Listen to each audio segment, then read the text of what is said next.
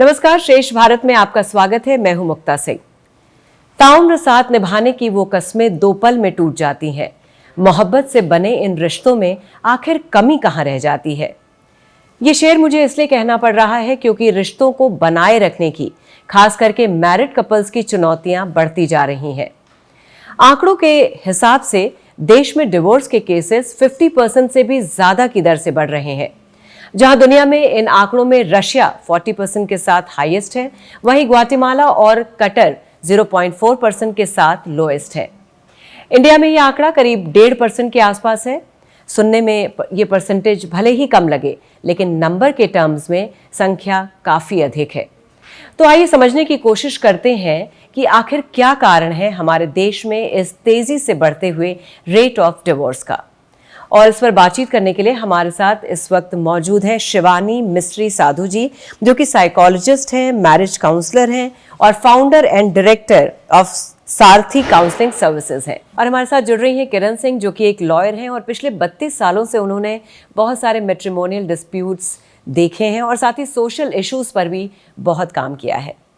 तो आप दोनों का बहुत बहुत स्वागत है। सबसे पहले आज हम लोग बात कर रहे हैं रेट ऑफ डिवोर्स जो बढ़ते जा रहे हैं हमारे देश में। क्या कारण है, क्यों इतने डिफिकल्ट होते जा रहे हैं रिलेशनशिप्स? मुक्ता, मुझे लगता है कि रिलेशनशिप में जो डिवोर्सेस हो रहे हैं या जब एक पार्टनर कहता है कि मुझे नहीं साथ रहना, मुझे लगता है कि जो सबसे पहला कारण है वो हो सकता है कि lack of tolerance and patience. कि आप एक नए रिश्ते में आए हैं, आपको नए रिश्ता एक बहुत सारे एडजस्टमेंट्स डिमांड करता है, बहुत सारी फ्लेक्सिबिलिटी डिमांड करता है, बहुत सारे कॉम्प्रोमाइज़ेस डिमांड करता है, जो आजकल की जनरेशन शायद नहीं करना चाहती है। कहीं ना कहीं आपको लगता है कि मैं ज़्यादा कर रहा हूँ या मैं ज़्यादा कर रही हूँ और अगला बंदा नहीं कर रहा है तो मैं क्यों करूँ। सो ये मुझे लगता है कि मतलब बेसिक रीजंस हो सकते हैं। और हालांकि ये खाली रीजंस नहीं है, इसके बाद बहुत सारे रीजंस हैं जो आपको डिवोर्स तक लेके जाते हैं। इन लॉज की interference, domestic violence, disrespect, appreciation नहीं मिलना, एक्नॉलेजमेंट नहीं मिलना, इनफिडेलिटी। तो काफ़ी सारे रीजंस होते हैं जिसके कारण ये पाइल अप होते जाता है और एक टाइम पे आप कहते हो कि नहीं, I don't want to be with this person. जैसे आपने कहा मैं एक बड़ा प्रॉब्लम है, कौन सा एज ग्रुप सबसे ज़्यादा वल्नरेबल है? देखिए, जो नई नई शादी में आते हैं तो उनको एडजस्टमेंट इश्यूज होते हैं, इन लॉज के साथ एडजस्टमेंट में प्रॉब्लम होती है, स्पाउसल एडजस्टमेंट इश्यूज होते हैं। सो मे बी 25-30 डिपेंड्स आप किस एज पे शादी करते हैं। और कभी कभी देखिए, एज का मेच्योरिटी से कोई कनेक्शन नहीं होता। कभी कभी 25 साल के लोग भी काफ़ी मेच्योर होते हैं एज़ कम्पेयर टू 35 और 40।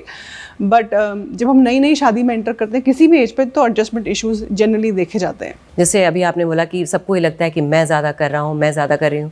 ये कहीं ना कहीं अनरियलिस्टिक एक्सपेक्टेशंस और पर्सनल एस्पिरेशंस भी एक बड़ा कारण है, इंपॉर्टेंट रोल प्ले करता है इसमें। देखिए, मैं ज़्यादा कर रहा हूँ या मैं ज़्यादा कर रही हूँ, उसको हम कैसे डिफाइन करते हैं? मुझे लगता है मैं बहुत कुछ करता हूँ रिलेशनशिप में, लेकिन जब सामने वाले की तरफ से उस चीज़ की एक्नॉलेजमेंट नहीं मिलती, आप करे जा रहे हो, आप करे जा रहे हो, आप करे जा रहे हो without knowing whether you doing it right और wrong, then that tends to build resentment in couples. You start feeling bitter towards the other person. और जब कोई झगड़ा होता है, कोई फाइट होती है, तुम मेरे लिए क्या करती हो या तुम मेरे लिए कुछ नहीं करते, फिर हमें लगता है या पार्टनर को लगता है कि अरे यार, इसके लिए कितना भी करो वो कम पड़ता है। तो कहीं ना कहीं एज अ सोसाइटी हम इनटॉलरेंट और अनकॉम्प्रोमाइजिंग होते जा रहे हैं। मुझे लगता है काफ़ी कपल्स में ऐसा देखा गया है। ये लड़ाइयाँ पूरी जिद के चक्कर में हाथ और साथ दोनों छूट जाते हैं। जिद के चक्कर में, और आई थिंक आपके खुद के अड़ियलपन से, आपके खुद के बिहेवियरल इशू से, आपके खुद के जजमेंट से, क्योंकि आपको लगता है मैं तो बहुत कुछ कर रहा हूँ। अगले से आपको जब आपको वो रेसिप्रोसिटी नहीं मिलती तो आपको लगता है कि ठीक है, why should I do it, और why should I be the one who is doing more in the relationship. उस कारण से भी होता है। But I think lack of flexibility and lack of maturity is also one of the reasons why people are stuck in unhappy relationships. Kiran ji, आपके हिसाब से क्या कारण है रेट ऑफ डिवोर्स के इतनी तेजी से बढ़ने का? देखिए, आने वाले टाइम में पिछले स्पेशली 10 सालों में सोसाइटी बहुत तेजी से चेंज हुई है। न्यूक्लियर फैमिलीज ग्रो मोर करी हैं, जॉइंट फैमिलीज ब्रेक करी हैं।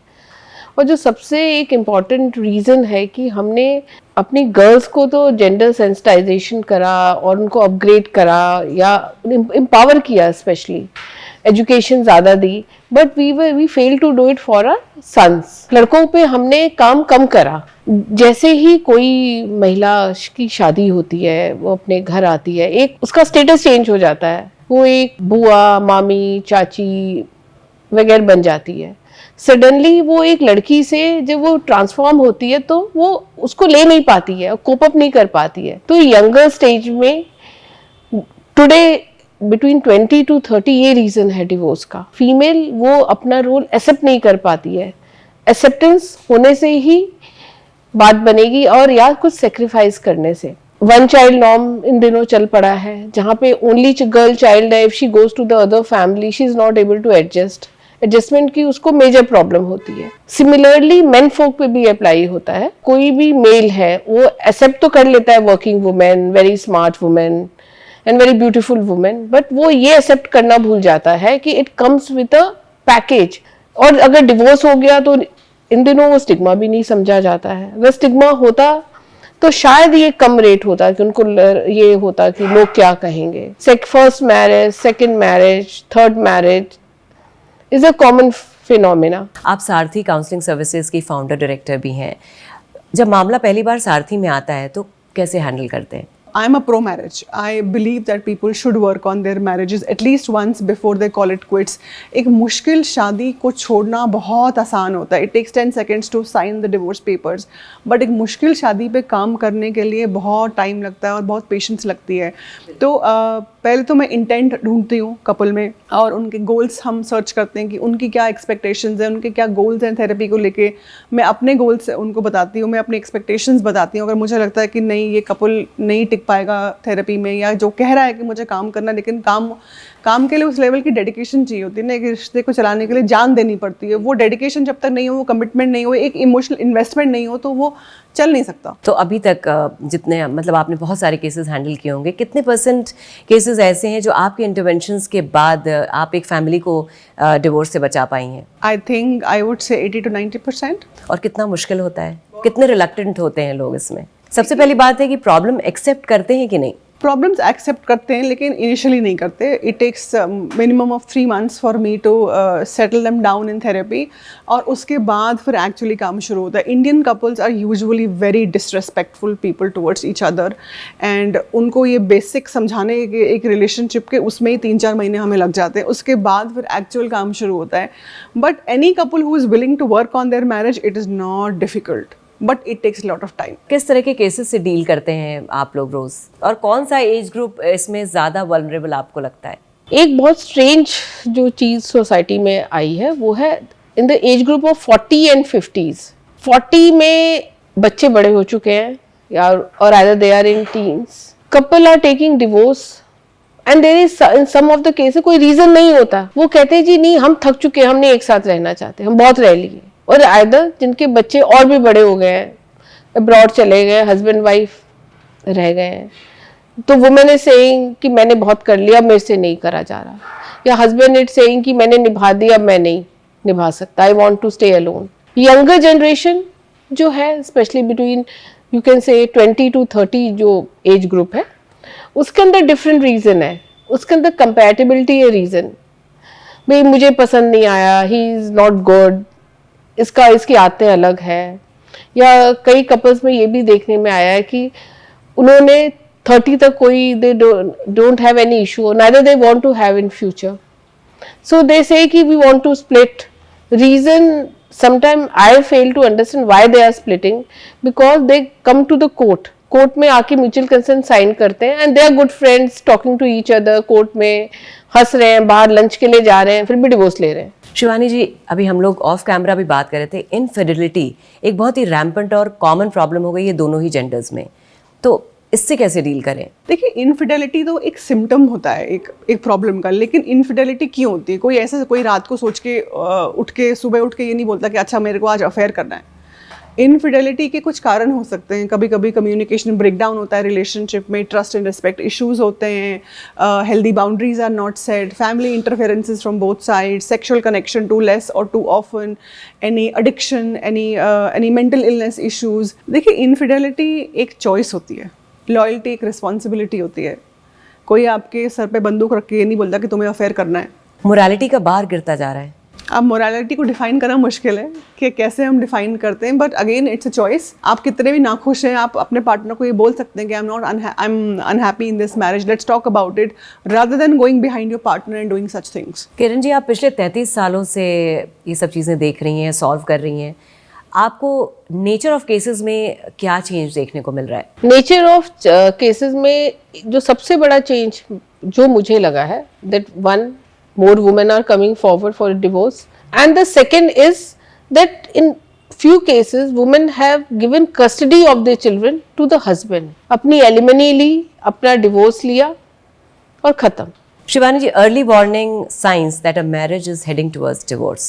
देखिए, कुछ रेड फ्लैग्स तो होते हैं रिलेशनशिप में, बट हम उन रेड फ्लैग्स को इग्नोर कर देते हैं कि सोच के कि अरे मैं अपने पार्टनर को समझा लूँगा या समझा लूँगी, it's a new relationship, टीजिंग issues आते हैं। लेकिन डिसरिस्पेक्ट, सरकाज़म, हमें लगता है कि अरे मैं तो मजाक कर रहा हूँ, तुम इतना क्यों बुरा मान रही हो। मजाक तब मजाक होता है जब वो दोनों पार्टनर्स उस जोक को एंजॉय करें। अगर मैं आपके साथ मजाक कर रहा हूँ या कर रही हूँ और अगर आप उससे ऑफेंड हो रहे हो तो वो मजाक नहीं है, इट्स इंसल्ट।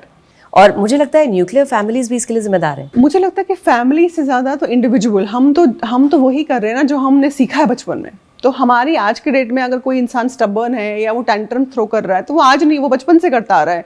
उसको दिक्कत शादी में हो रही है क्योंकि अगला बंदा भी वही कर रहा है। तो आपको क्या लगता है, जब तक आप लोगों तक बात जाती है तब तक रिकंसिलेशन के सारे रास्ते बंद हो चुके रहते हैं? देखिए, जब तक हमारे तक बात आती है, एक बार कोर्ट में केस पहुंच जाता है, लॉयर्स बीच में इन्वॉल्व हो जाते हैं, तो मोस्टली फैक्ट ट्विस्टेड हो जाते हैं।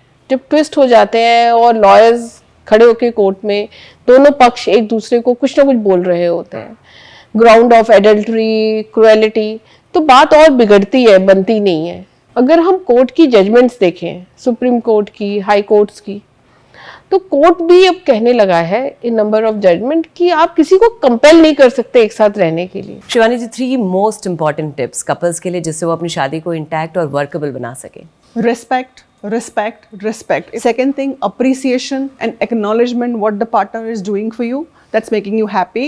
Third, lots and lots of patience, flexibility and maturity. Kiran ji, वैसे भी हमारे देश में डिवोर्स पाने का जो प्रोसेस है बड़ा ही लंबा प्रोसेस है, कई बार तो सालों लग जाते हैं। तो आपको लगता है कि mutually amicable separation is a better option? देखिए, mutual consent is always a better option, but अगर हम हिंदू मैरिज एक्ट देखें, Hindu marriage act 1955 section 13 talks about various ground of divorce, cruelty, adultery, desertion, then बहुत सारे उसमें सब सेक्शंस हैं।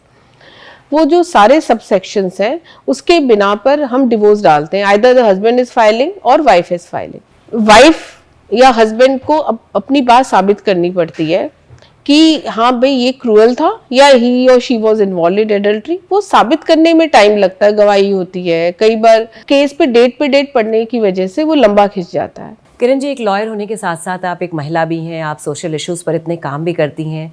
चलते चलते मैं चाहूँगी एक छोटा सा मैसेज कपल्स के लिए। डिवोर्स लेने से पहले आप 2 बार सोचिए। अगर आपके पास छोटे बच्चे या बड़े बच्चे हैं, टीनेज बच्चे हैं, इम्पैक्ट बहुत ज़्यादा होता है और ये इम्पैक्ट उनके यूथ तक ट्रैवल करता है। बच्चे ड्रग्स में भी इन्वॉल्व हो सकते हैं, other anti social issues also. मैं भी यही कहना चाहती हूँ कि science, technology, economy, data, reasons, logic, ये सारी चीज़ें रिश्तों के टूटने के कारण को समझने या समझाने में मदद करती हैं। लेकिन अगर रिश्तों को निभाना है और सही से चलाना है तो सिर्फ कुंजी 4 लाइनों में है कि कोई टूटे तो उसे सजाना सीखो, कोई रूठे तो उसे मनाना सीखो, रिश्ते मिलते हैं मुकद्दर से, बस उन्हें खूबसूरती से निभाना सीखो। Thank you.